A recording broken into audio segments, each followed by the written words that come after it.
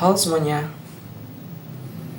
perkenalkan, nama aku Muhammad Dimas Munggaran dari Universitas Bina Sarana Informatika, Program Studi Sistem Informasi Akuntansi. Pada kesempatan kali ini, saya ingin membahas sebuah topik yang krusial bagi pembangunan kita, yaitu tentang peran literasi perpajakan dan digitalisasi layanan perpajakan dalam meningkatkan kesadaran wajib pajak di Indonesia. Pajak adalah motor pembangunan fasilitas utama, pendidikan hingga kesehatan, namun kenyataannya angka rasio pajak di Indonesia saat ini masih tergolong rendah,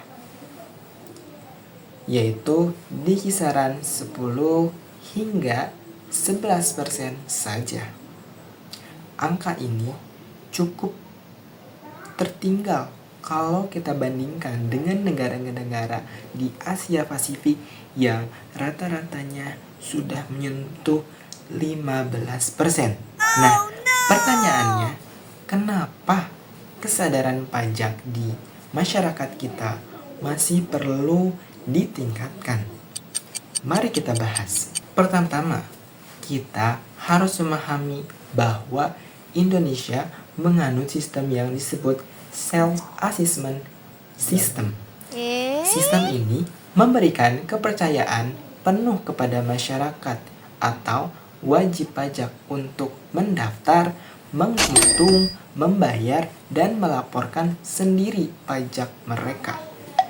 Sistem ini sebenarnya sangat demokratis, tapi keberhasilannya bergantung sepenuh pada satu hal, yaitu tingkat literasi perpajakan masyarakat. Literasi perpajakan itu bukan sekadar tahu kalau kita harus bayar pajak, tapi paham regulasinya, paham bagaimana cara menghitungnya, dan tahu kemana uang itu disalurkan.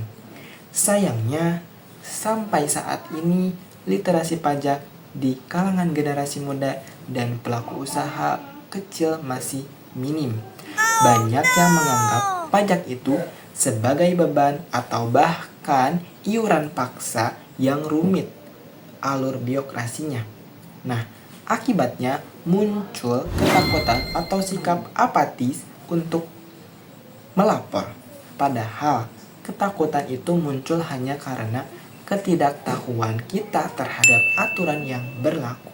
Lalu, bagaimana pemerintah menjawab tantangan ini? Jawabannya adalah melalui reformasi dan digitalisasi layanan perpajakan. Sekarang, wajah pelayanan publik kita sudah berubah total berkat sistem digital yang dikembangkan oleh Direktorat Jenderal Pajak melalui platform DJP Online. Saat ini kita mengenal yang namanya e-registration untuk daftar NPWP secara online, e-billing untuk kode pembayaran, dan e-filing untuk melaporkan SPT tahunan. Semua ini bisa diakses hanya lewat smartphone atau laptop dari rumah. Kalau kita bedah menggunakan teori ilmiah yang namanya teknologi Eichstein model atau TAM, seseorang itu akan mau menggunakan teknologi baru kalau teknologi itu menawarkan dua hal, persepsi kemudahan dan persepsi kemanfaatan. Dan terbukti dengan adanya sistem e-system yang user-friendly ini, biaya kepatuhan seperti ongkos transportasi dan waktu yang terbuang bisa dipangkas habis. Data menunjukkan bahwa saat ini lebih dari 80% wajib pajak sudah beralih menggunakan e-filing dibandingkan cara manual. Ini bukti kalau layanan dipermudah, masyarakat pasti akan lebih cenderung untuk patuh. Perlu kita garis bawahi bahwa digitalisasi ini tidak bisa berdiri sendiri tanpa adanya literasi. Sistem digital secanggih apapun tidak akan optimal jika masyarakatnya tidak diedukasi cara menggunakannya. Begitu juga sebaliknya. Oleh karena itu, harus ada sinergi yang kuat antara edukasi perpajakan yang masih pasif dan kendalaan sistem teknologi informasi. Tantangan kita saat ini adalah meratakan infrastruktur digital ke seluruh pelosok Indonesia dan menjembatani gap literasi digital antar generasi. Disinilah peran kita sebagai mahasiswa dan generasi muda untuk menjadi agen perubahan atau tech agent yang membantu menyebarkan pemahaman positif tentang pajak kepada lingkungan sekitar kita.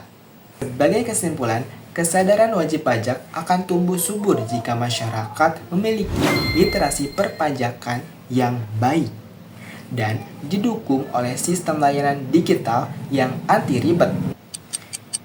Pajak bukanlah beban, melainkan bentuk gotong royong kita untuk membangun Indonesia yang lebih maju dan mandiri.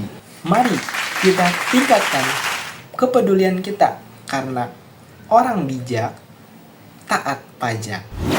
Demikian, mohon maaf atas segala kekurangan. Terima kasih atas perhatiannya dan sampai jumpa.